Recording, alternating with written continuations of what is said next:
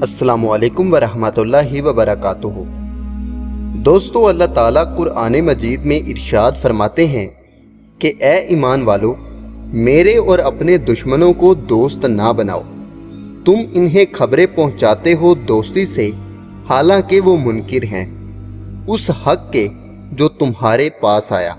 घर से जुदा करते हैं रसूल को और तुमको उस पर कि तुम अपने रब पर ईमान लाए। अगर तुम निकले हो मेरी राह में जहाद करने और मेरी रज़ा चाहने को, तो इनसे दोस्ती ना करो।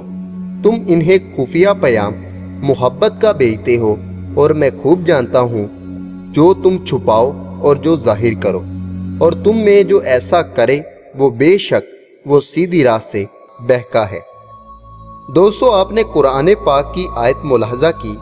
अल्लाह पाक ने 1400 साल पहले अपने पैगंबर हम सब की आन जान शान हज़रत मोहम्मद सल्लल्लाहु अलैहि वसल्लम के ज़रिए से ये पैगाम मुसलमानों तक पहुँचाया कि काफिरों से दोस्ती ना करो, क्योंकि ये तुम्हारे खैरख्वाह नहीं है। तुम दोस्ती के पैगाम भेजते हो, लेकिन ये दुश्मनी से जवाब देंगे। और आज दौरे हाजिर में देखिए, मुसलमान काफिरों को तहफ़्फ़ुज़ देते हैं, लेकिन वो मुसलमानों पर जुल्म करते हैं। अब इसराइल के डिफेंस मिनिस्टर का बयान सुनिए, जो इसने बुध के रोज़ दिया कि अब वक़्त आ गया है उन दिनों का कि अब हम थर्ड टेम्पल को तामीर करें। और जो पेशन गोइयाँ की गई थीं इसराइल के आलमी याफत के बारे में, वो पूरी होने को हैं। अब आप खुद देखिए कि कई मुसलमान ममालिक ने इसराइल को तस्लीम कर लिया है, लेकिन इसके बावजूद भी वो थर्ड टेम्पल को बनाना चाहते हैं, और वो भी उस जगह पर जहां मस्जिद अक्सा है, यानी बैतुल मक़दस। और इस बात के सबूत के तौर पर मैं आपको एक किताब फोर्सिंग गॉड हैंड की मुसन्फ़ा ग्रेस हॉलसेल का बयान सुनाऊंगा। वो कहती है कि इसराइल में हमारे गाइड ने टॉमस्टोन और मस्जिद अक्सा की जानिब इशारा करते हुए कहा कि हम अपना तीसरा हैकल वहाँ पर तामीर करेंगे, और इसकी तामीर का हमारा मंसूबा तैयार है। तामीराती सामान तक आ गया है। इसे एक खुफिया जगह रखा गया है। बहुत सी दुकानें जहां पर इसराइली काम कर रहे हैं, वो हैकल के लिए ज़रूरी अशिया तैयार कर रहे हैं।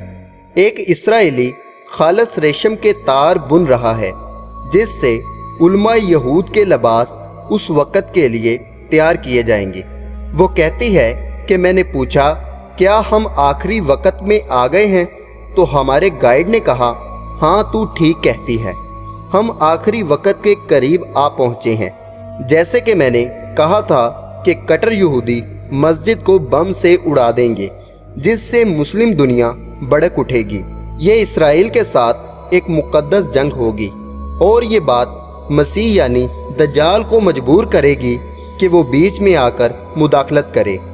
1998 के आखिर में भी एक इसराइल की वेबसाइट के खबरनामे में कहा गया कि हमारा नया मकसद इबादत गाहों को आज़ाद कराना और इनकी जगह हैकल की तामीर करना है।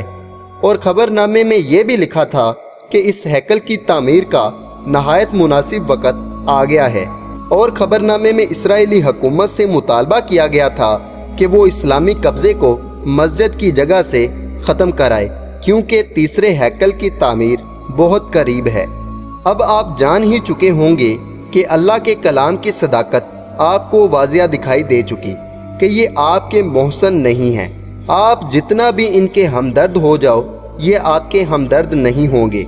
एक ही तरीका है जिससे ये आपके हमदर्द हो सकते हैं, और वो ये कि या तो ये दीन इस्लाम कबूल कर ले, या मुसलमान इनके मज़हब को कबूल कर ले।